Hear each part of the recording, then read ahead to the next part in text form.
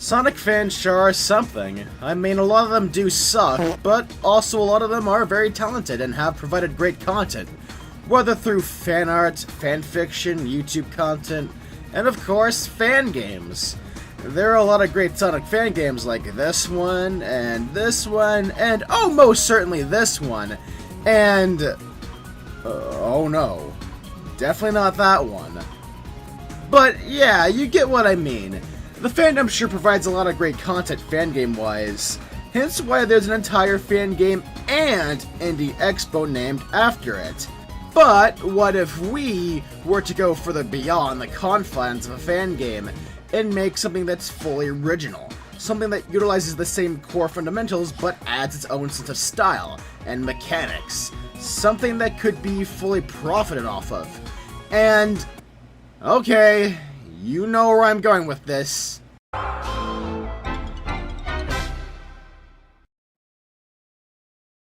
Damn it, Schminit, it's Freedom Planet.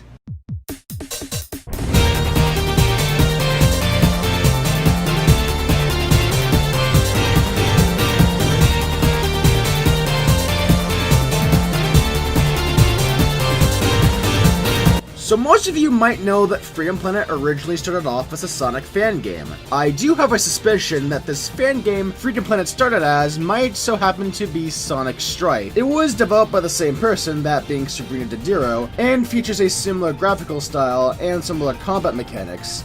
Well, this could be just a different project altogether, but I feel that they are connected in some way. Didiro would have trouble coming up with characters for this game, so she requested the use of fan characters made by Zio Ling, to which Zio agreed to. Thus, the characters Sasha Lilac, Carol T, and Mila Bassett would star in the game. Fun fact, these characters have been around since 2001, which makes them as old as Shadow the Hedgehog and Rouge the Bat. Well, wouldn't you be so kind as to let that sink in? With the aid of Kickstarter, what was originally supposed to be a 5-level game soon became a 9-level adventure with an optional story mode full of character, world building, drama, violence, and a whole lot of cutesy fun. The game was released in August of 2014 to generally glowing reception, with everything, except for the story, being seen in a positive light. It was also quite the treat for Sonic fans, since 2014 was one of the few years where Sonic had no game releases at all. Yeah, that's right, Sonic had nothing in 2014. Strange, isn't it? 1 year later, Freedom Planet 2 would be announced, and would be in development for a whole 7 years. As I begin writing this, it is September 12th. A day before Freedom Planet 2 is set to release on September 13th. Of course, this video might come out long after, but regardless, with Freedom Planet 2 coming out, why don't we revisit the first game, as a means of celebration? On a more personal note, it's kinda weird to think that Freedom Planet was something that has been with me since my late childhood. I had first seen gameplay of the old 2011 beta demo back in early of 2013, and it was something that caught the interest of my, at the time, 11 going on to 12-year-old mind. I don't know if it was Lilac's design, or the music, or the fact that for some reason it reminded me of Mega Man ZX. Also yes, this was the demo where Lilac was a hedgehog with a Y2K looking outfit, and the music for Dragon Valley Was actually kinda better.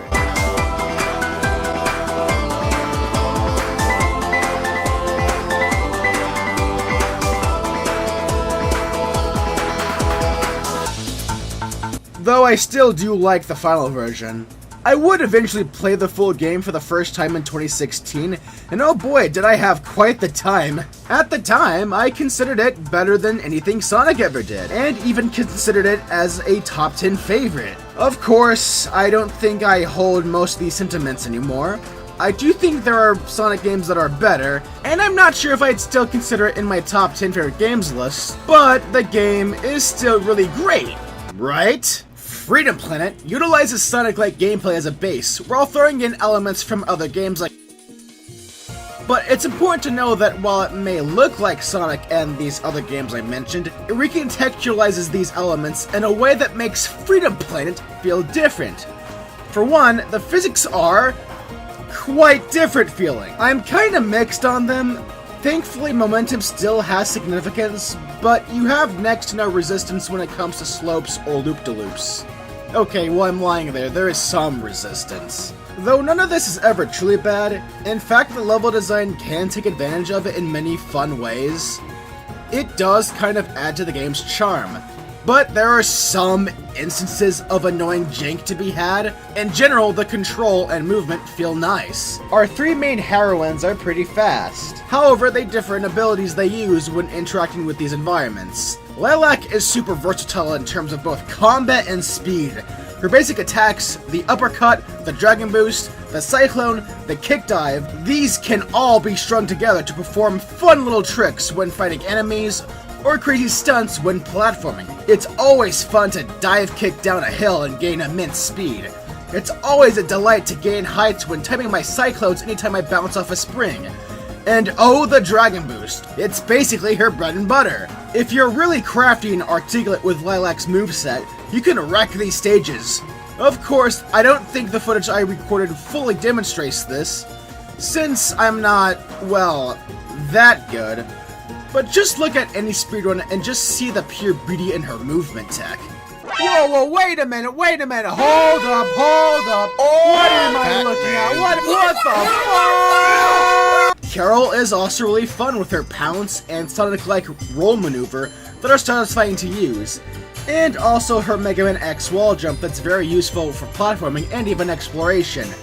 Her attacks don't quite pack the same punch as Lilac's, but they make up for that in speed, especially her multi-kick maneuver, which has a lot of invincibility frames. She can also use these Sonic Adventure-like jump pads, and then of course there's her ever so trusty motorcycle. It has a cyclone-like double jump, it's very fast, it can ride up walls with ease. With the motorcycle, Carol comes very close to outright surpassing Lilac, but because it's a power-up that you can lose by getting hit a few times, she's ultimately balanced out with Lilac. In general, they're both very fun to play as. Then there's Mila, who's a bit of an outlier. She's more methodical, to say the least, with a shield that can reflect certain projectiles, and can also summon blocks to throw at enemies, akin to Mr. Gimmick. She can combine the block and the shield to create a mega shield that can burst and even be used to propel Mila's speed. You know, this is all cool and stuff, but to me, her moves feel cumbersome and slow to pull off. She has her fans, and certainly has her fun qualities. I do respect what she's going for, but I can't really get into her. There are also technically two other playable characters. We'll get into them later. Now, you might have noticed I threw the word combat in there a few times.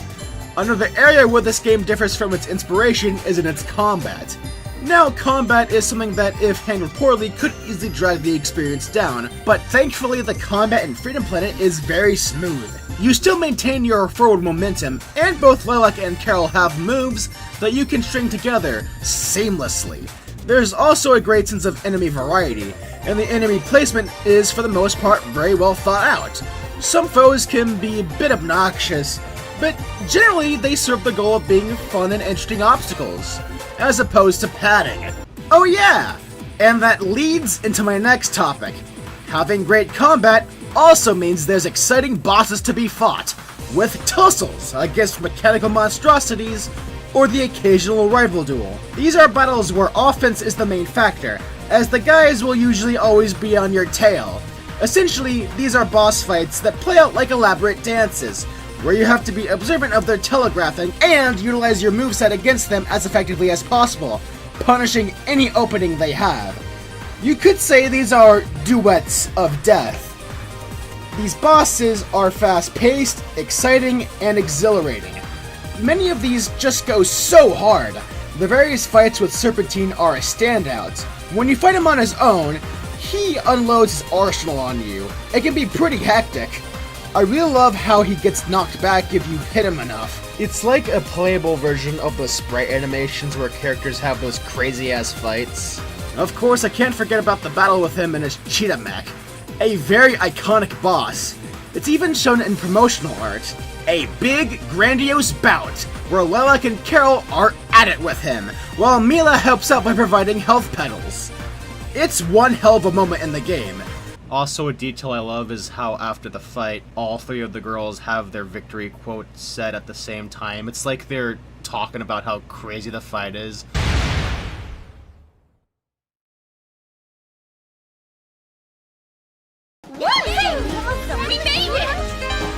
It's just such a cute detail, I love it.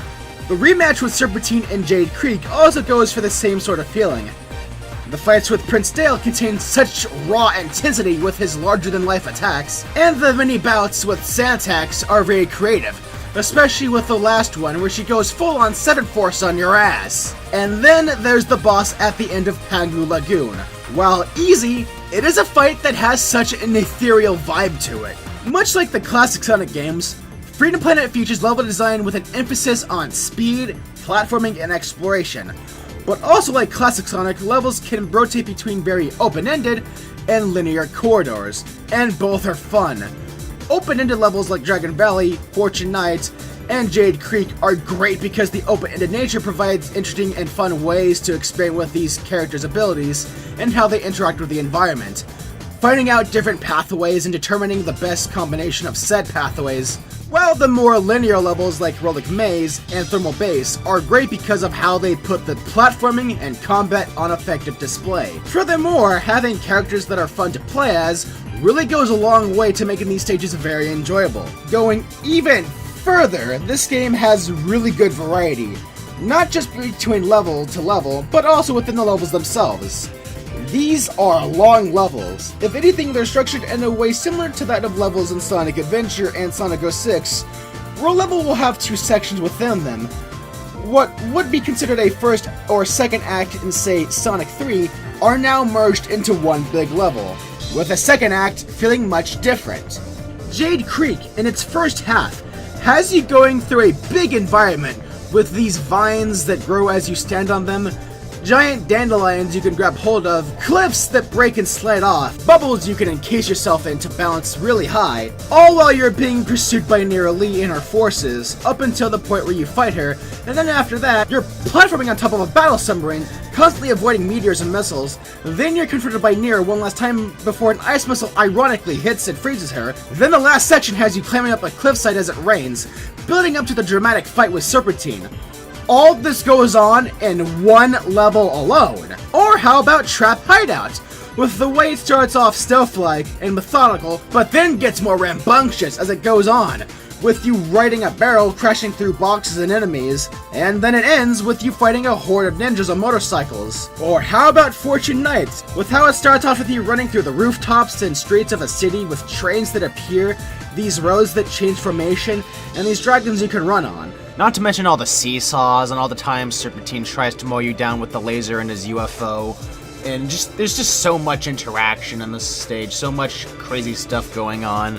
I can go on and on. Freedom Planet just has this tangibility to its world. You can see it with the levels and all the things you can interact with in them. You can see it with how enemies can pick up crystals themselves or how they can get caught in hazards. You can see it with how bosses will harass you throughout the levels or how your allies will occasionally help you out during certain sections to either help fight the boss or give you an item. You can even see it with some of the Easter eggs the game throws in. Hell, the way all the levels have the first half transition into the second is really sublime and further adds on to this. While the game design might resemble classic Sonic, it's reminiscent of Adventure Sonic with various spectacle-driven moments thrown in, and much like Adventure Sonic, they are very well intertwined with the level design. This game throws you into a lot of crazy scenarios, and it does so in a way that also maintains player agency as well. It's a really good balance of chaotic energy and heartfelt substance. Freedom Planet is a really well-made game. If I were to have any criticisms gameplay-wise, well, for one, the life system is virtually pointless. Game overs only send you back to your last checkpoint.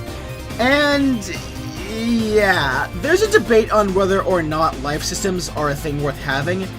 It's a rather loaded subject, so I'm not gonna delve into it too much, but for the sake of this, I'm gonna reuse a statement a certain friend of mine made. Now, look, there are games where a life system is inappropriate, to which an alternative would work better. But for arcade-esque games like this, lives can serve the purpose of elevating tension and being an indicator of skill. Well, in this game's case, at least half of that is true. You can make a fun game out of seeing how many lives you can accumulate and maintain in a playthrough. But either you have a life system or you don't. It's merely here for nostalgic decoration. But yeah, I guess that's really the only issue I have gameplay-wise. Well, there's the occasional instance where the physics might be a bit janky, but that's never really a consistent issue. The consistent good quality in levels continues, if not outright peaks, within the game's climax. The 4-stage gauntlet known as Final Dreadnought. Here, the main villain Brevin throws everything and the kitchen sink at you. He summons a horde of enemies at you, he opens the airlocks in an attempt to blow you out of the Dreadnought, he tries to fucking suffocate you. You're forgetting something important, Climax. They don't need oxygen. He activates turrets to blow you to smithereens, and his two main henchmen fight you in their strongest forms. And this all leads up to the final battle with Brevin. It's also worth noting that Brevin has spoken dialogue throughout these levels, and his dialogue is... We have intruders on the ship. Mobilize. Oh no, my ship is being infiltrated. Whatever shall I do? How about this?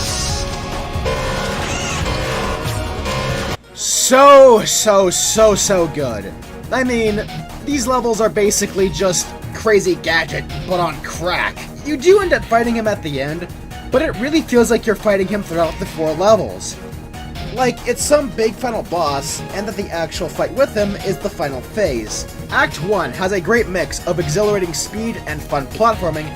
The previously mentioned set pieces are also great. Act 2 has a more methodical and challenging approach with enemy placements, as well as that one part where the air ventilation is turned off, to which having a bubble shield is a requirement for survival.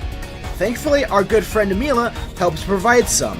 Man, not only is she adorable, but she's also quite the saving grace too. I sure hope nothing bad happens to her. And Final Dreadnought 3 is an explosion of energy as you make your way to the control room, to finish this off once and for all. It's easily the fastest paced level in the game, and has such a cathartic atmosphere.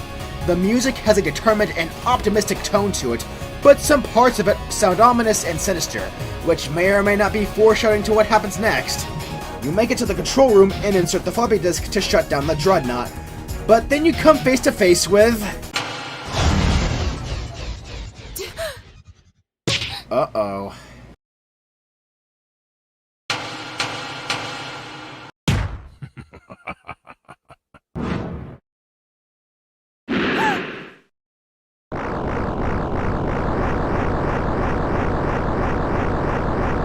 The ooze residue from Brevin's knife mutates Mila.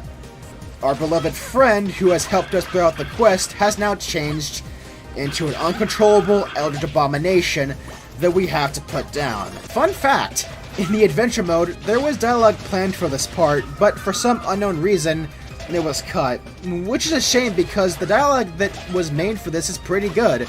It really adds a lot to Mila's character too. Actually, in Nick on Planet Ripple's playthrough of this game, he edited the unused dialogue into this section. Remove the device. Throw it to me. I won't ask you again.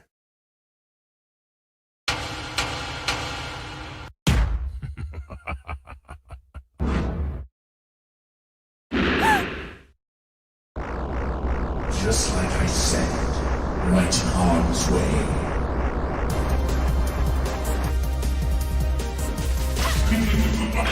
I guess she doesn't like you very much now. Go on then. Show your friends just how angry you are. I didn't know what to make of this bust when I first saw it.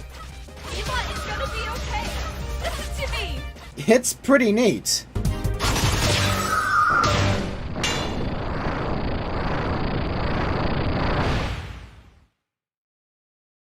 Mila? Mila!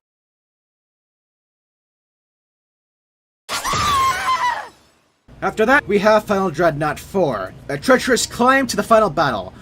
What went from an optimistic and determined tone has now turned into one of unease and dread. The game's toughest enemies are here, and the biggest obstacle you come across is this giant laser that can, in most instances, kill you in one shot. The obstacle placement here is really well done. In the final area, Brevin's last obstacle for you is this pitiful gun that can barely keep up with you. Almost a sign of desperation. Then you reach him. The first phase is a rematch with the Absolution, the second phase having him jump into a power armor that looks suspiciously familiar. It's a cool part of the fight with how chaotic in nature his attacks are. He even has a move that mirrors Lilac's Dragon Boost. Then you have the third and final phase. Your machines won't save you from the dragon you've unleashed! I will destroy everything you throw at me! I will make you pay for what you have done! I'd like to see you try. Here, he takes you on without any vehicle or power armor. Just a knife and a blaster.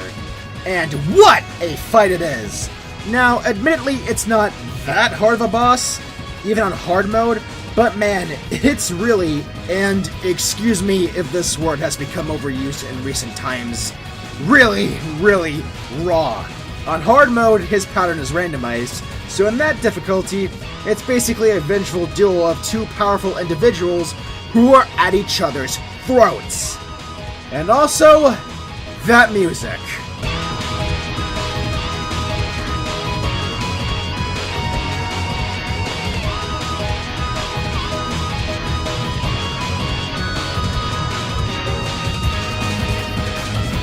And I can't forget the ever so satisfying finisher.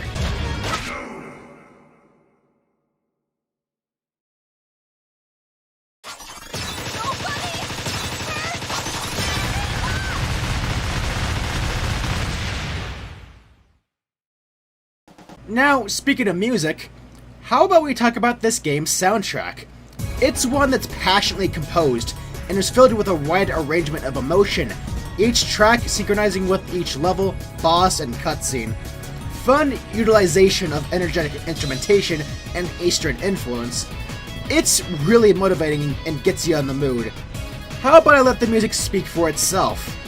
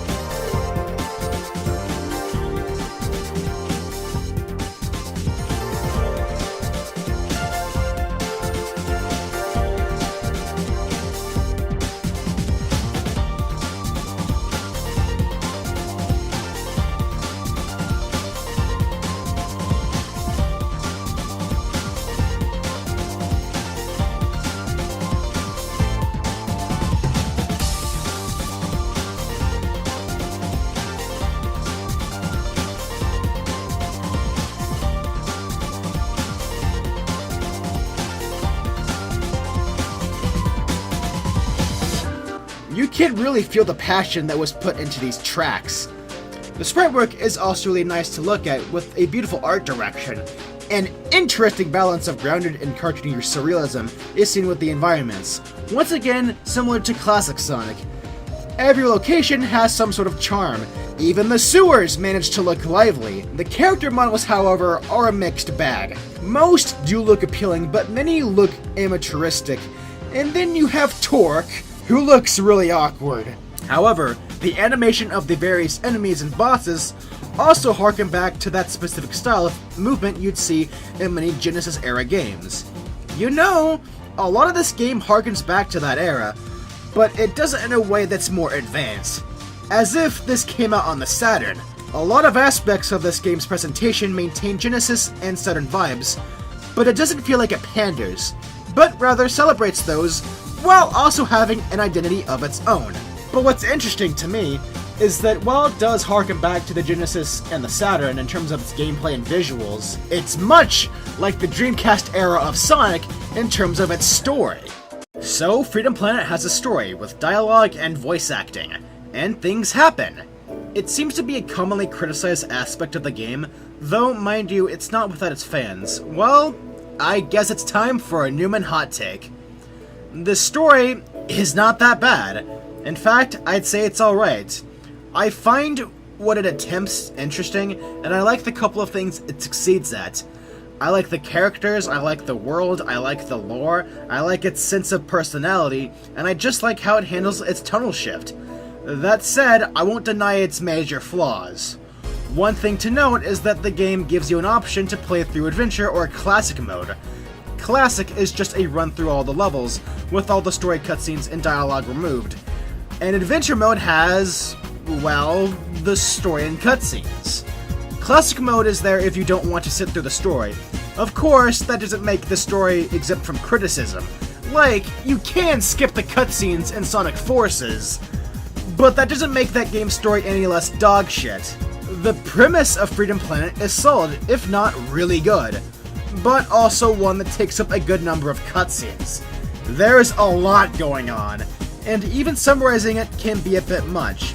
But the basic premise is that Brevin crash lands on Avalice, requiring the power of the Kingdom Stone. He sets out a plan to steal it.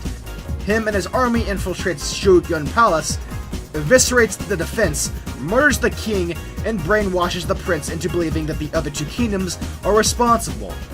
Thus, Brevin sets the stage for a war between the kingdoms. One that would allow for him to escape with the stone without them noticing, since they would all be too busy killing each other for them to notice. However, Orson, a member of the Coalition, Actually, they're called the Chasers. My bad. and an old enemy of Brevin, is trying to stop Brevin, but he is being hunted down by one of Brevin's henchmen.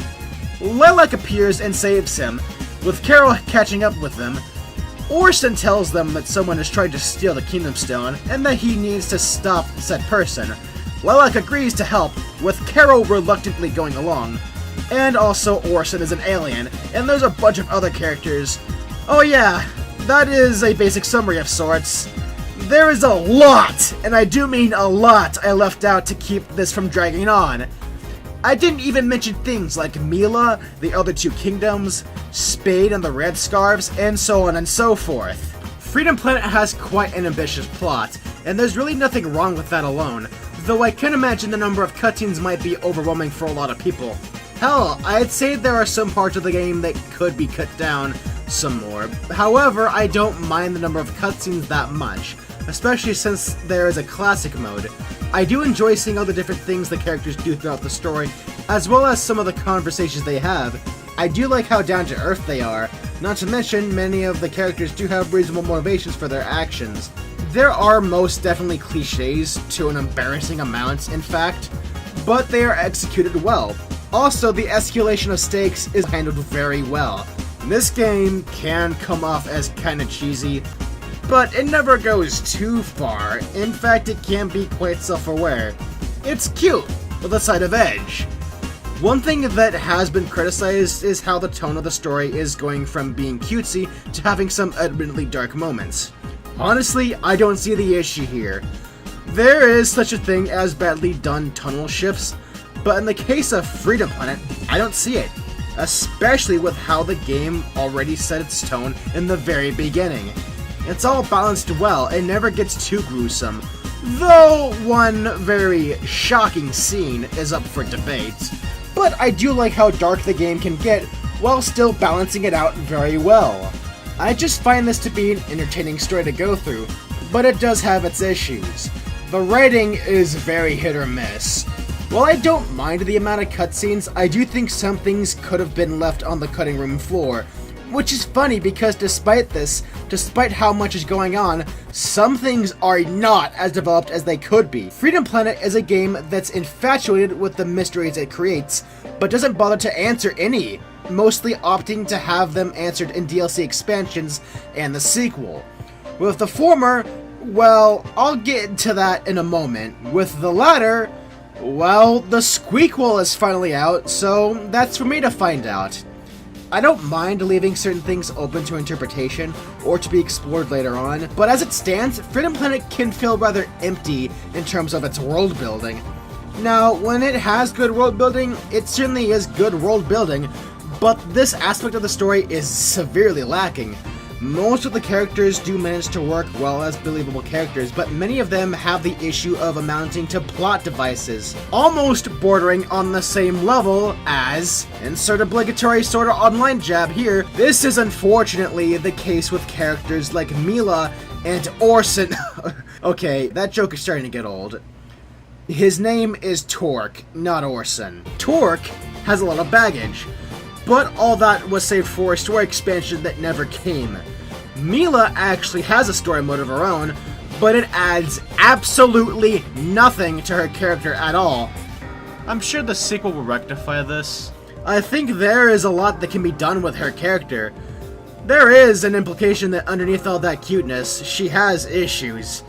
But that one piece of unused dialogue from Brevin really added more interest to her character.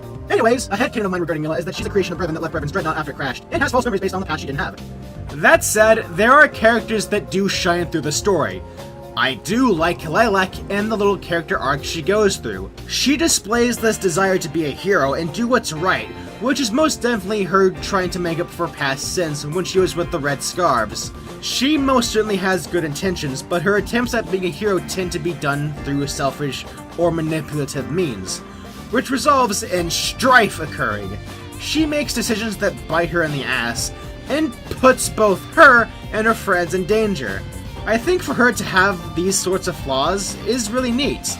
It is admittedly rushed, but I still find the way it plays out to be fun. At the end of the day, her heart is in a good place, and no matter how much she goes through, she always keeps on fighting. And no more is this apparent than with the ever so controversial torture scene. It's a scene that works because it displays her undying will to never give up the fight. The resolution to this is her giving Brevin a taste of his own medicine. It's satisfying. On that note, Brevin might be the best character in the story. He just works so well as an antagonist, as well as being the main drive for everything that goes on in the story. One thing I find neat about him is that he doesn't even intend to harm Avalice. I mean, ravaging and looting planets is his main thing, which certainly makes him the bad guy. I mean, no shit, of course.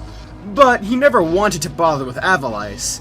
He just so happened to have his dreadnought crash land on the planet. All he wants to do is get off the planet with his dreadnought, and the only feasible way of doing that is by, well, basically harming Avalice. Causing a civil war, stealing their main source of energy.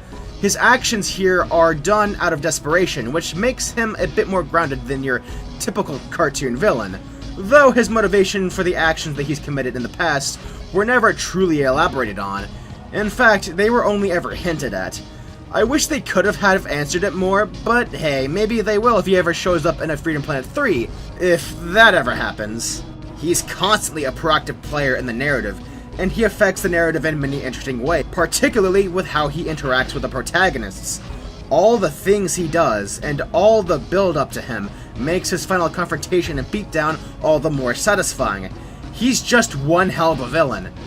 He's a contrast to Lilac, being cold, ruthless, and sadistic. He is also pompous, arrogant, and sarcastic. He's very dangerous and threatening, but in a wacky sort of way, similar to adventure-era Mega Man. He's one of those fun villains, and what tops all of this is Alexander Baraga's performance as him. Don't bore me with your lectures. I've heard them 1,000 times from 1,000 self-righteous warriors. Unless you have something useful to say, the only thing that matters to me is how quickly I can cast you aside. I really have a lot of work to do. You'll fail. Men like you always fail.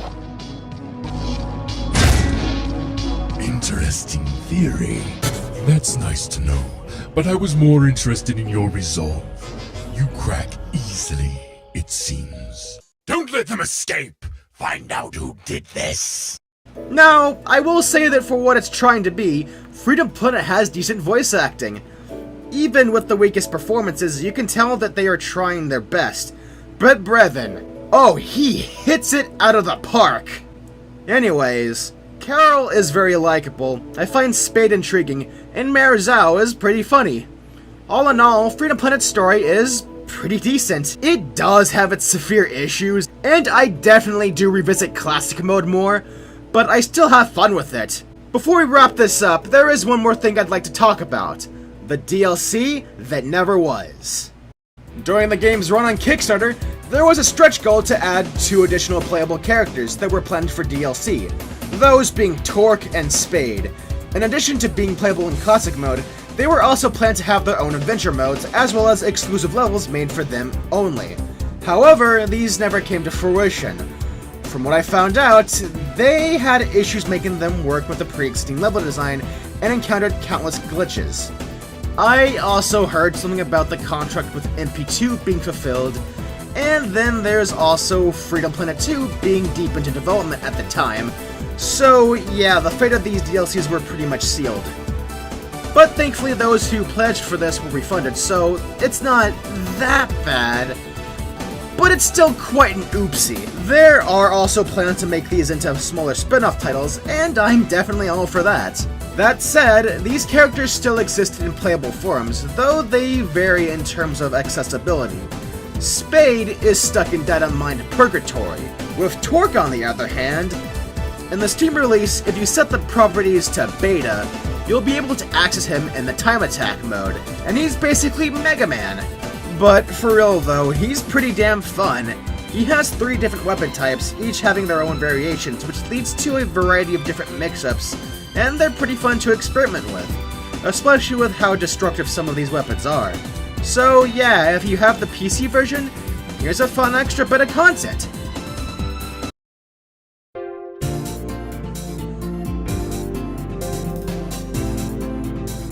And that's Freedom Planet. What can I say? It's wonderful.